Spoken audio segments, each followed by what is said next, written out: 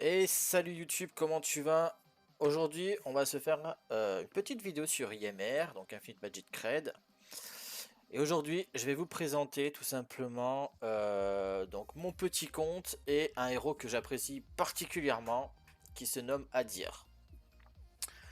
Donc Adir, c'est quoi? C'est un personnage épique, donc déjà facile d'accès pour tout le monde. Ce personnage, il m'a fait tout le début du compte, donc là c'est un compte free-to-play. Là j'en suis dans la campagne 8L, donc assez loin dans le jeu, et il m'a tout fait, donc je vais vous le présenter et vous donner mon avis sur le personnage. Donc déjà, qu'est-ce qu'on voit? C'est un personnage attaquant de la faction Doom, donc il est avec Liz, il est avec Phocas que vous voyez ici, et bien sûr il est avec Lucifer et autres, et il est de marque verte, donc ça c'est très intéressant d'ailleurs, je vous en parlerai un peu plus tard. Au niveau des stats, on va chercher forcément de l'attaque, du crit rate et du dégât crit pour faire mal. Au niveau de son kit de sort, le premier sort c'est deux attaques mono-cibles qui font 240% de dégâts au total. Son sort numéro 2, et ça va être ça la grosse partie et la grosse force du personnage, il se met la contre-attaque pendant 3 tours, le dégât immunité pendant 2 tours et il rejoue. Et si vous avez un exclusif sur ce personnage, il gagne aussi le contrôle immunité pendant 2 tours. Donc qu'est-ce que c'est? C'est anti-stun, anti-gel, anti-silence, etc. Donc ça le rend très fort. Au niveau du passif, s'il crit, vous vous soignez de 24% des dégâts. Si vous avez l'exclusif numéro 2, il réduit tous les dégâts qu'il prend de 18% s'il a au moins un buff sur lui. Sinon, il réduit tous les dégâts de 25% s'il n'a pas de debuff. Donc c'est très fort. Et son ultime, son dernier sort, il augmente son crit de 25%, il augmente son dégât crit de 30% pendant 2 tours, et il vous met une petite claque de 620%. Si vous l'avez exclusif 3, il va copier tous les buffs de l'adversaire avant de faire les dégâts. Donc voilà, il a un kit très complet.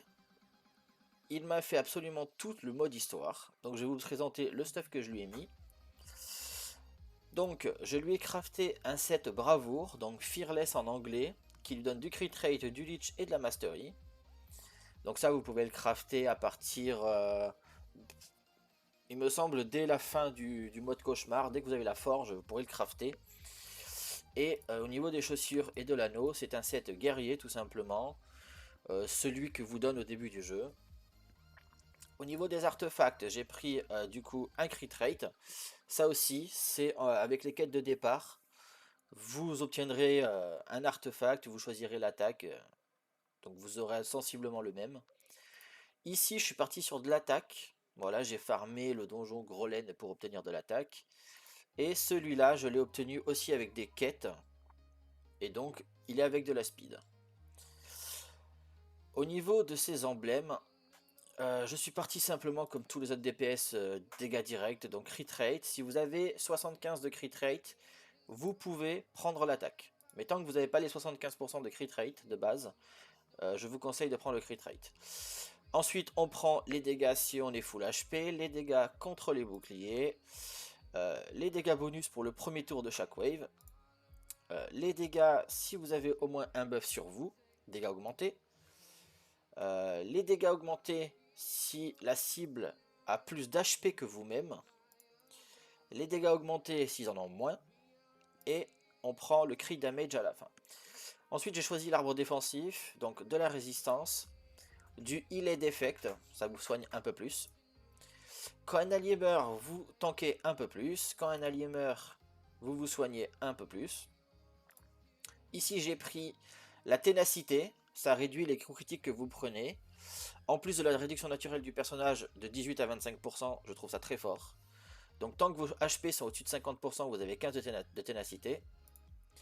Encore un contrôle raise, et encore, ça c'est un peu inutile parce que vous êtes immunisé. Donc à mon avis, vaudrait mieux prendre celui-là pour faire plus de dégâts. Ça c'est vous qui voyez. Tant que vous n'avez pas l'exclusif, ça c'est fort. Quand vous avez les exclusifs, vous pouvez l'enlever. Et ensuite, j'ai pris ceci, comme ça s'il prend une grosse patate à 25% de dégâts ou plus, il se soigne de 9%. Donc voilà pour les emblèmes. Au niveau de l'aura, au début du jeu, je suis parti sur les dégâts directs.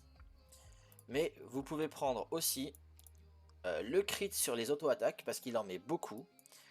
Et vous pouvez prendre aussi le crit rate augmenté sur les skills. Mais attention, ça ne marche que sur le S3. Ça ne marche pas sur l'attaque de base. Donc voilà, c'est un épi qui fonctionne très très bien. Je vais vous montrer un petit peu au niveau de la tower. Voilà, il a atteint la 19 assez facilement tout seul. Donc très très fort comme personnage. Au niveau des donjons, comme vous pouvez le voir, j'en suis à Efrit 20. 20-21. Il passe tranquillement aussi tout seul. Je vais vous montrer un combat tout simplement. Voilà, sur le 19 avec cette compo. Et ça passe tranquillement. On va se faire ce petit combat. Donc là, je vais vous montrer son kit. Donc on va faire des auto-attaques sur les autres. Donc voilà, vous commencez avec le S2. L'IA du personnage, elle est réglée pour. Vous faites le S2, vous gagnez la contre-attaque, l'immunité aux dégâts et l'immunité au contrôle. Et vous lancez l'ultime. Voilà. Et après, le perso, il fait que ça. Donc voilà, là je vais vous laisser avec le combat.